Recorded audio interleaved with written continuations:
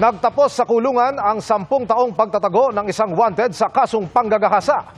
Ang lalaking suspect, biniktima ang sariling pamangkin noong menor de edad pa ito.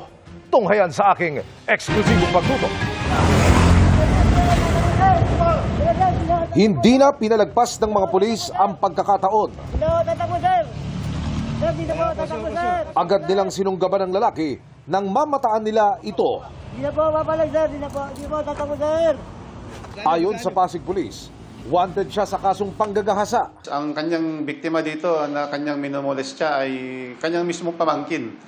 Ngayong panahon nito na minumolestya niya ay minor victim pa itong ating biktima dito, 13 years old. So, 10 taon na nagtago itong ating suspect. Mula sa Pasig, kung saan umano naganap ang krimen, lumipat ito sa Quezon City at doon na nagtago. Nang makausap ko ang suspect na nakakulong ngayon sa Pasig City Police Detention Cell, nanawagan siya sa kanyang pamilya maging sa biktima. Sana po, mapatawad niyo na lang po ako, mapatawad niyo po ako sa aking mga gawang kasalanan. Ako naman po yung nagsisisi na. Matagal na po ako nagsisisi.